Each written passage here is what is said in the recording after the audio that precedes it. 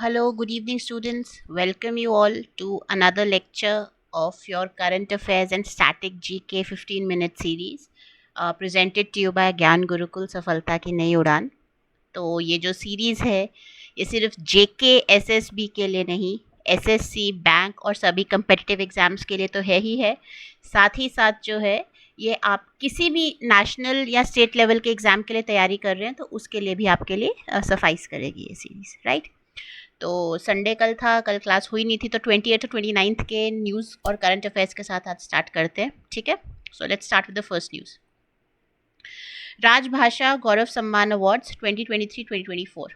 तो ये जो राजभाषा गौरव सम्मान अवार्ड्स हैं ये बेसिकली 1986 में इस्टेब्लिश किए गए थे एंड हिंदी का जो इस्तेमाल है, the use of Hindi and other regional languages जो है उसको प्रमोट करने के लिए और उसकी प्रमोशन की जो उसमें जो कंट्रीब्यूशन दिया गया है, तो वेरियस सेक्टर्स इंक्लूडिंग एडमिनिस्ट्रेशन, आपके प्राइवेट इंडिविजुअल्स या आपकी पब्लिक एंटिटीज़, सबको जो है दिए जाते हैं। तो रिसेंटली 2023-24 के अवार्ड्स जो हैं वो एनटीपीसी ने, सॉरी रोज़ पता नहीं इसको क्या हो जाता है, हाँ,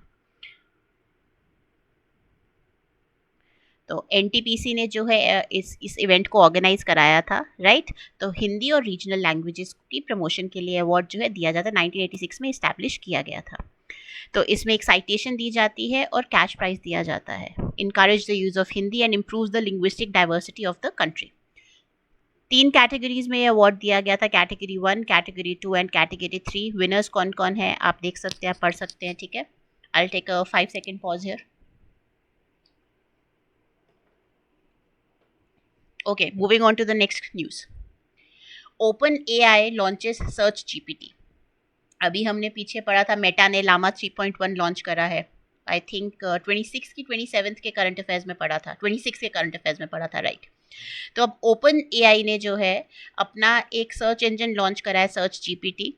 और इसका जो है क्या एडवांटेज रहेगा, ये बेसिकली यूज़र एक्सपीरियंस को इम्प्रूव करने की बात करता है। कैसे? ये आपको समरी देगा आपकी सर्च रिजल्ट्स की, साथ ही साथ उसके लिंक्स देगा। सिर्फ समरी और लिंक के साथ साथ ये आपको फॉलो अप क्वेश्चंस पूछने का जो है एक फ्लेक्सिबिलिटी देता है, ताकि आपको ज़्यादा स्पेसिफिक और ज़्यादा अप्रोप्रिएट आंसर्स मिल सके, जिससे आपका जो सर्चिंग एक्सपीरियंस है, जो आप ढूंढने की कोशिश कर रहे हो, वो ज़्यादा एंगेजिंग और बेटर रह सके। तो मैंने आपसे जब मेटा की बात करी थी, मेटा वाली न्यूज़ की बात करी, तब मैंने आपसे ओपन एआई के बारे में एक सवाल पूछा था, किसी ने जो है कमेंट सेक्शन में रिप्लाई नहीं करा था। तो taking that further, open AI जो है दिसंबर 2015 में जो है लॉन्च किया गया था as a non profit organisation. और इसका क्या मिशन था कि भाई जो आर्टिफिशियल जनरल इंटेलिजेंस है, वो उसका जो बेनिफिट है वो सभी ह्यूमैनिटी को, सभी इंसानों को जो है पहुंचना चाहिए। ओपन एआई ने जो है चैट जीपीटी या GPT-3 जो है एक लैंग्वेज मॉडल जो है वो डेवलप करा था, जिसको जून 2020 में लॉन्च किया गया था, जिसमें 175 बिलियन पैरामीटर्स को फीचर किया गया था। ओपन एआई ने अपना जो है एपीआई भी लॉन्च करा है 2021 में, जिसकी हेल्प से जो आपके डेवलपर्स हैं वो आपकी एआई कैपेबिलिटीज़ को अपनी एप्लीकेशंस में जो है इंटीग्रेट कर सकते हैं। तो this is about OpenAI, जिसने अपना सर्च जीपीटी लॉन्च करा है, a search engine which is better than which has capabilities which are better than as compared to the Google search engine.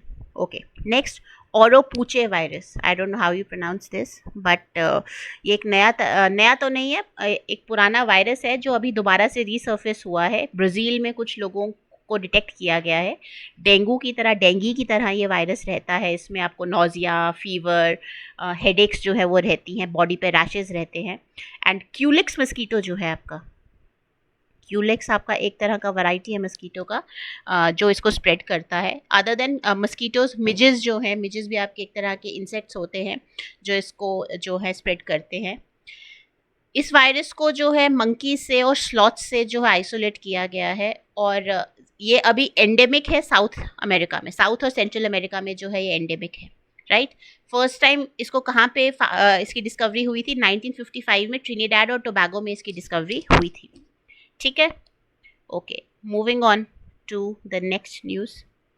UK and India launch new technology security initiative. अब आज की date में जहाँ पे हम IR 4.0 की बात करते हैं, जिसमें टेक्नोलॉजी और डिजिटल इंटरवेंशंस जो है उनकी यूजेज बहुत ज़्यादा बढ़ गई है, तो इसी को ध्यान रखते हुए यूके और इंडिया ने एक नया टेक्नोलॉजी सिक्योरिटी इनिशिएटिव जो है लॉन्च किया है, जिसका नाम उन्होंने TSI रखा है। इससे उनकी स्ट्रेटेजिक रिलेशनशिप भी इम्प्रूव होगी, नेशनल सिक्योरिटी पे भी इम्पैक्ट आएगा और इकोनॉमिक ग्रोथ भी देखने को मिलेगी।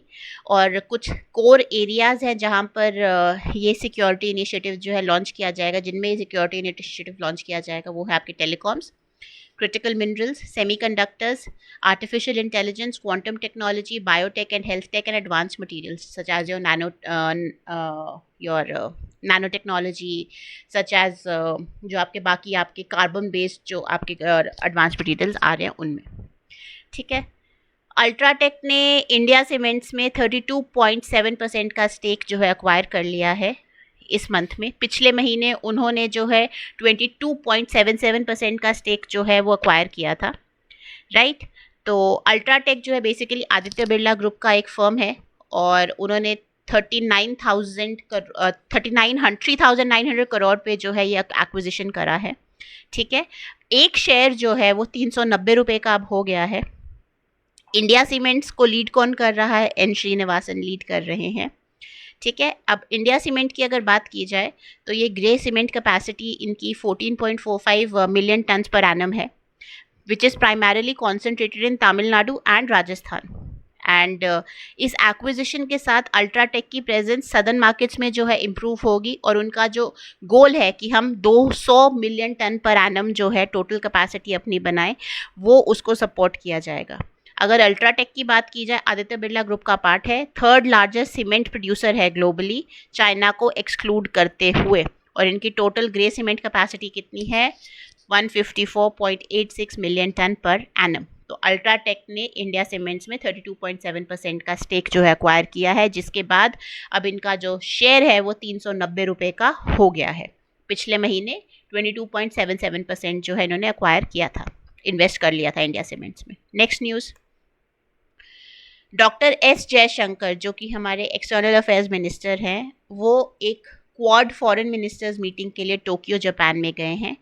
क्वाड की अगर बात की जाए तो क्वाड आपका एक मल्टीलैटरल एक आपका ग्रुपिंग है, जिसमें आपका ऑस्ट्रेलिया, जापान, USA और इंडिया जो है वो मेंबर्स हैं।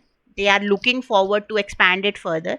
प्राइमरीली ये बना था चाइना को काउंटर करने के लिए, चाइनीज़ अग्रेशन जो साउथ चाइना सी और ईस्ट चाइना सी में हो रहा था उसको रोकने के लिए।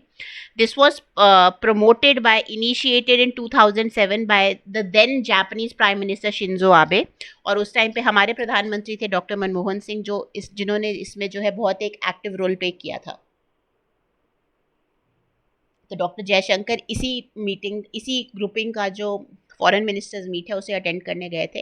And during his visit to Tokyo, इन्होंने गांधी जी का जो है एक बस्ट जो है, बस्ट क्या होता है, सिर्फ हेड और नेक वाला एरिया जो है वो उन्होंने अनवील करा है। कहाँ पर? टोक्यो के एडोगावा वार्ड में। ये जो एडोगावा वार्ड है इसको मिनी इंडिया भी, लिटिल इंडिया भी कहा जाता है, लिटिल इंडिया कहा जाता है, क्योंकि यहाँ पे substantial proportion of Indian community आपको देखने को मिलेगी। ठीक है, तो बेसिकली गांधी के जो प्रिंसिपल्स है पीस और नॉन वायलेंस के, उसको प्रमोट करते हुए, उनकी टाइमलेस लेगेसी को सपोर्ट करते हुए जयशंकर साहब ने ये बस जो है अनवील करा है एडोगावा में। ठीक है, moving on to the next news, Karnataka Bank ने ICICI लोम्बार्ड के साथ जो जनरल इंश्योरेंस ब्रांच है उनकी, उसके साथ जो है पार्टनर कर लिया है, जिससे कस्टमर्स को वो ज़्यादा बेटर इंश्योरेंस प्रोडक्ट्स जो है प्रोवाइड कर सकते हैं, चाहे वो हेल्थ सेक्टर में हो, मोटर सेक्टर में हो, ट्रैवल में हो या होम इंश्योरेंस में हो। कर्नाटका बैंक के ED कौन है, एग्जीक्यूटिव डायरेक्टर कौन है? शेखर राव। ठीक है, इतनी ही न्यूज़ थी। डिजिटल पेमेंट्स की अगर बात की जाए तो 12.6% जो है वो इंक्रीज़ करी हैं बाय मार्च एंड। ये RBI की एक रिपोर्ट निकलती है डिजिटल पेमेंट्स इंडेक्स, उसमें बताया गया है ईयर ओवर ईयर 12.6% का जो है इंक्रीज़ देखने को मिला है। तो इंडेक्स जो है 445.5 जो है पहुंच गया है from 418.77।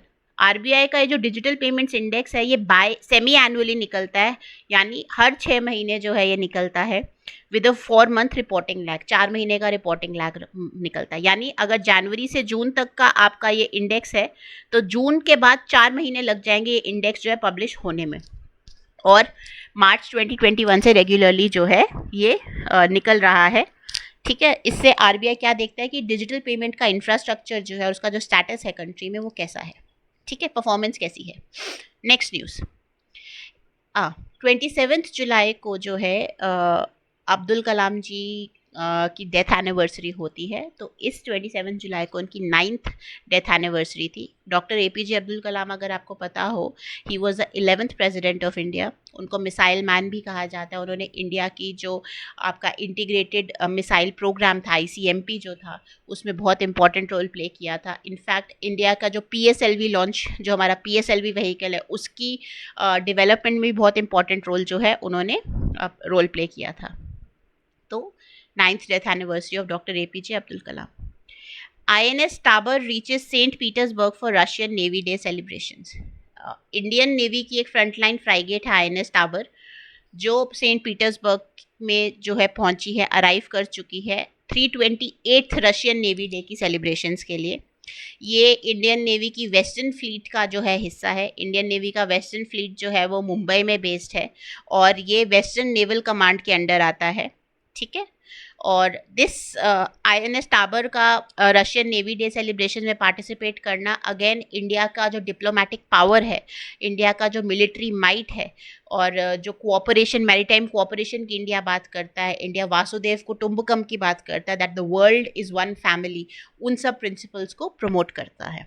So that is it about this news. Manoj Mittal takes charge as SIDBI CMD after appointment by centre. जो चेयरमैन एंड मैनेजिंग डायरेक्टर है सिडबी के, अभी रिसेंटली अपॉइंट हुए हैं, उनका नाम मनोज मित्तल है। इससे पहले वो industrial finance corporation of India के मैनेजिंग डायरेक्टर थे।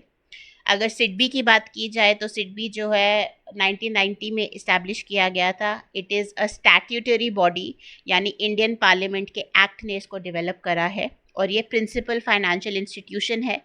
ठीक है, जहाँ पर ट्रिपल एजेंडा है इसका। क्या क्या एजेंडा है? प्रमोट करना, फाइनेंस करना और डेवलप करना MSMEs को। ठीक है, तो सिडबी के नए CMD मनोज मित्तल। अभी हम पीछे हंगेरियन ग्रैंड प्री के बारे में हमने पढ़ा था, जहाँ पे हमने बताया था ऑस्कर पियास्त्री को फर्स्ट अवार्ड मिला है और ल्यूइस हैमिल्टन जो है वो थर्ड आए हैं। अभी बेल्जियन ग्रैंड प्री में जो है ल्यूइस हैमिल्टन जो है वो फर्स्ट पोजीशन पर आए हैं। तो Formula 1 Rolex Belgian Grand Prix under dramatic circumstances में लुइस हैमिल्टन ने जो अपना टाइटल है क्लिंच कर लिया है। मर्सिडीज टीम, मर्सिडीज को रिप्रेजेंट करते हैं।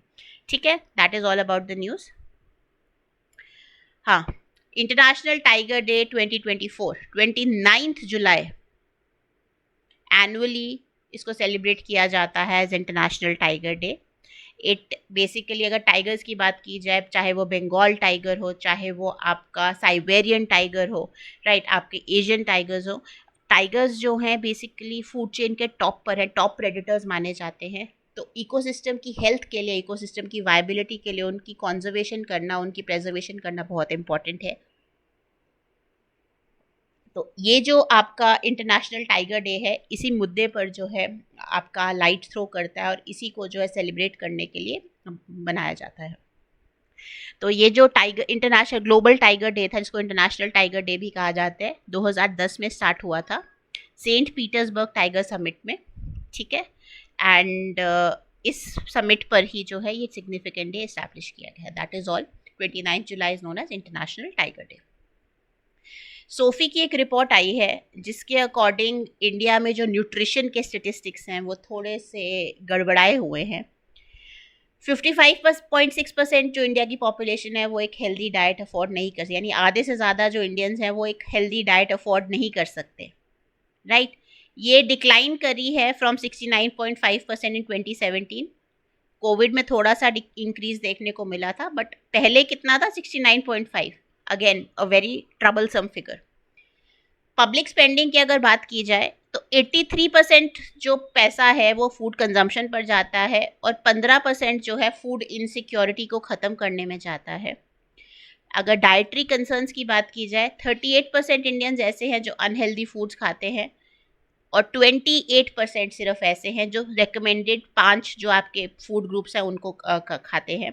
और अगर अंडर नरिशमेंट की बात की जाए तो ऑलमोस्ट 195 मिलियन इंडियंस जो है वो अंडर नरिश्ड है। सो दिस जो है ये सिर्फ इकोनॉमिकली जो है हमारे देश के लिए जो है वो क्या कहते हैं, एक वरिंग पैरामीटर नहीं है, बट अगर हम cognitive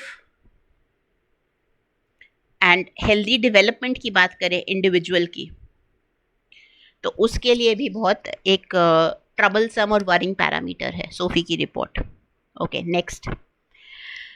Tata power solar partnered with bank of India for solar and EV financing. Tata power solar systems limited जो है उन्होंने बैंक ऑफ इंडिया के साथ जो है पार्टनर करा है ताकि वो फाइनेंसिंग जो है उसको सपोर्ट कर सके, फैसिलिटेट कर सके, स्पेशली जो रूफटॉप सोलर इंस्टॉलेशन है उसके लिए और ईवी इलेक्ट्रिकल व्हीकल के जो चार्जिंग स्टेशन है उसके लिए।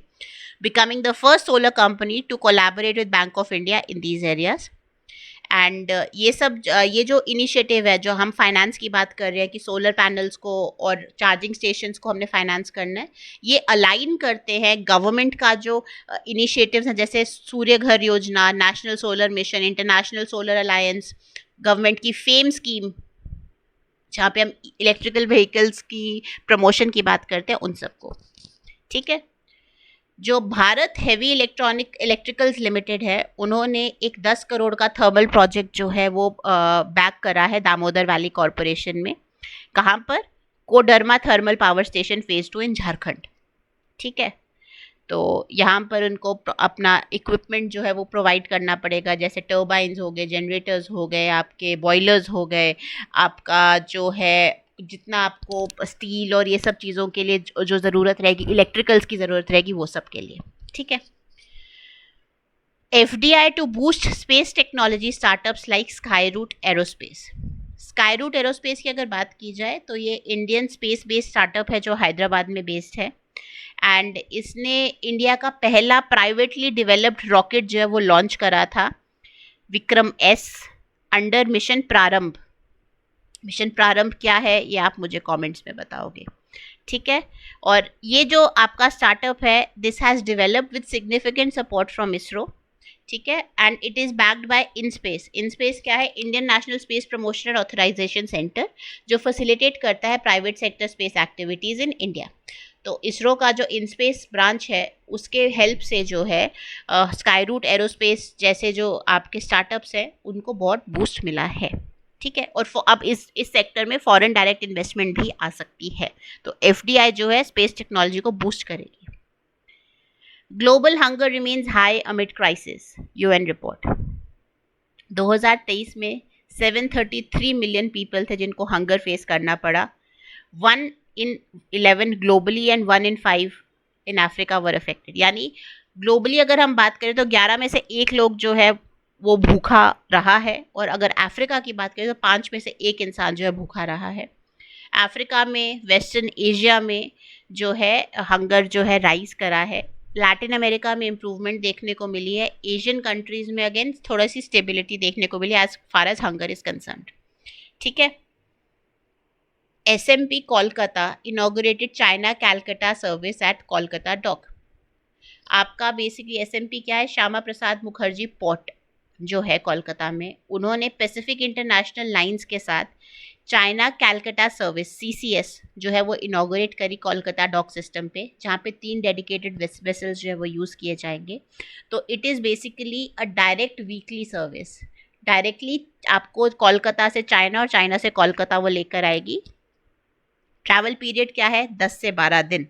तो कनेक्टिविटी जो है वो इम्प्रूव होगी, आपका ट्रांसपोर्टेशन जो है वो इम्प्रूव होगा, और इंडिया, नेपाल, बांग्लादेश आपके ऐसी जो कंट्रीज़ हैं जो जिनको चाइना तक पहुंचने की ज़रूरत है तो वो आराम से पहुंच सकती हैं। IAEA जो आपकी इंटरनेशनल एटॉमिक एनर्जी एजेंसी है and United Nations office for south south cooperation जो है, उन्होंने एक अग्रीमेंट साइन किया है जहाँ पर वो कहते हैं कि वो वर्कशॉप्स करवाएंगे, इवेंट्स करवाएंगे और पब्लिकेशंस निकालेंगे, जहाँ पर IAEA को साउथ साउथ प्रैक्टिशनर्स के साथ जो है जोड़ा जाएगा। And Basically, it includes the participation of UNO SSC's Data to Policy Network and Solutions Lab to promote sustainable development and climate action.